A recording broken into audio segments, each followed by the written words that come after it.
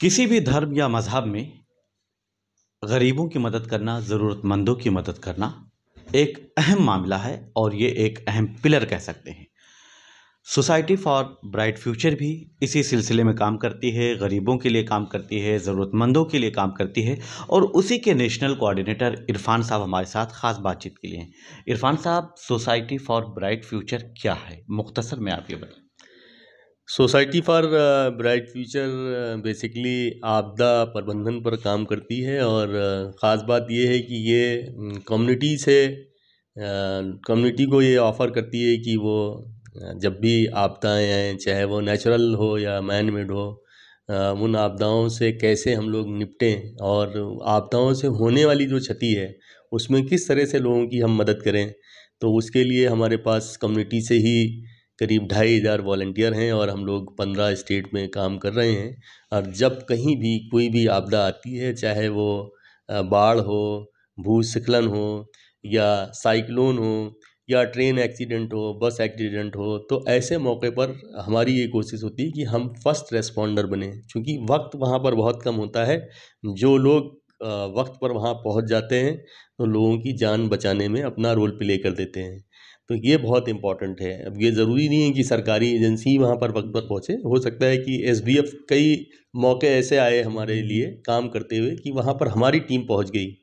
जब लोग पहुँच जाते हैं तो वो पूरी कोशिश करते हैं कि लोगों को बचाया जाए। तो ये एक बहुत बड़ा काम है और इसको बगैर कम्युनिटी के पार्टिसिपेशन के मैं समझता हूँ कि नहीं किया जा सकता है। ये बज़ाहिर बहुत ज़्यादा अवेयरनेस नहीं है लोगों में।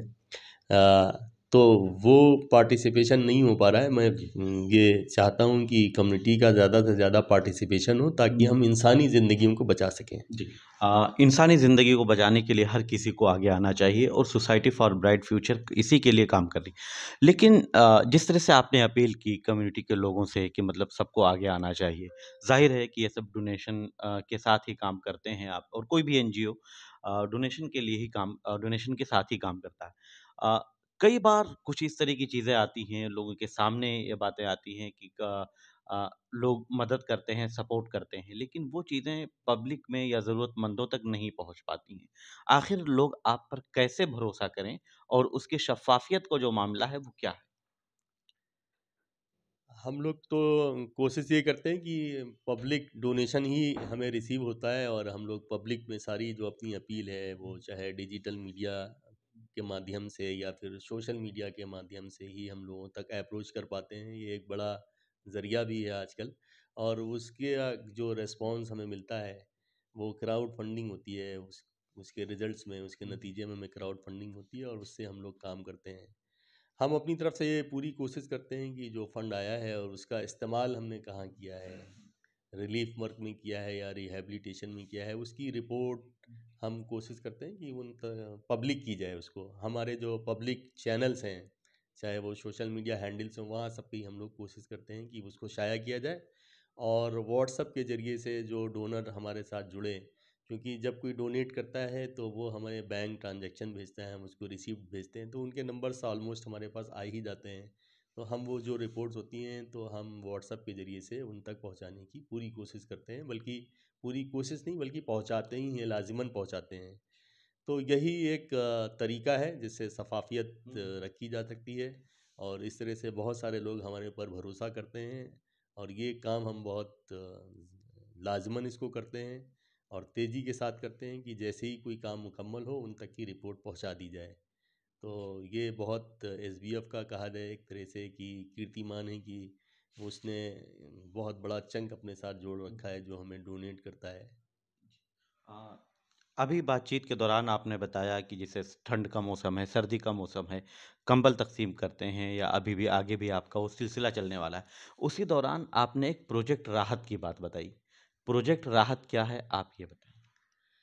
बेसिकली जैसा कि अभी मैंने बताया कि ये ऑर्गेनाइजेशन डिजास्टर को फोकस करती है। तो ठंड जो है नॉर्थ इंडिया के लिए खास करके किसी आपदा से कम नहीं है। जब शीत लहरें चलती हैं तो लोग बड़ी तादाद में बीमार भी होते हैं और आप ये खबरें भी पढ़ते हैं बराबर कि आज 4 लोग शीत लहर की वजह से जाँ बहक हो गए, मर गए।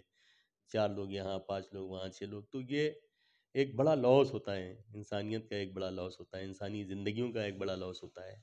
तो ये प्रोजेक्ट हम लोगों ने 2008 से ही शुरू किया हुआ है और लगातार उस प्रोजेक्ट को हम लोग कामयाबी के साथ चला रहे हैं और कोशिश होती है कि हर साल 20,000 लोगों तक की हम कंबल पहुंचा दें। इसमें हम कामयाब हैं, अब तक की हम लोग 3,20,000 लोगों तक की कंबल पहुंचा चुके हैं। इस बार भी, इस साल भी हमारा टारगेट 20,000 लोगों तक की पहुंचना है और अगर हमें डोनेशन ज़्यादा मिलता है, ज़्यादा लोग कंट्रीब्यूट करते हैं तो ये तादाद बढ़ भी सकती है। तो ये तादाद हमेशा ये बढ़ भी जाती है। तो इस बार भी मुझे उम्मीद है कि ये तादाद बढ़ेगी और जो सपोर्ट हमें उम्मीद है लोगों से मिलने की वो मिलेगा। और मैं इस मौके पर ये अपील भी करूँगा कि लोग इस प्रोजेक्ट के लिए कंट्रीब्यूट करें ताकि हम उन ज़रूरतमंदों तक ज़्यादा से ज़्यादा पहुँच सकें। जी, शुक्रिया। तो ये इरफ़ान साहब हैं, इन्होंने अपने सोसाइटी जो सोसाइटी फॉर ब्राइट फ्यूचर है, उसके बारे में बताया, काम करने का तरीका क्या है, मैदान अमल क्या है, उस पर काफ़ी मुख्तसर लेकिन अहम बातें जो हैं वो बताईं।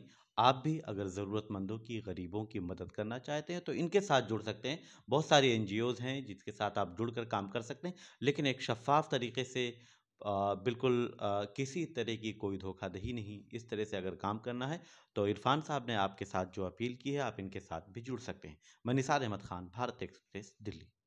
हमारी वीडियो आपको पसंद आए तो लाइक कीजिए, शेयर कीजिए और सब्सक्राइब कीजिए। साथ ही कमेंट बॉक्स में अपनी राय भी जरूर दें। और हां, अगर फेसबुक पर आप वीडियो देख रहे हैं तो हमारे पेज को फॉलो करना ना भूलें।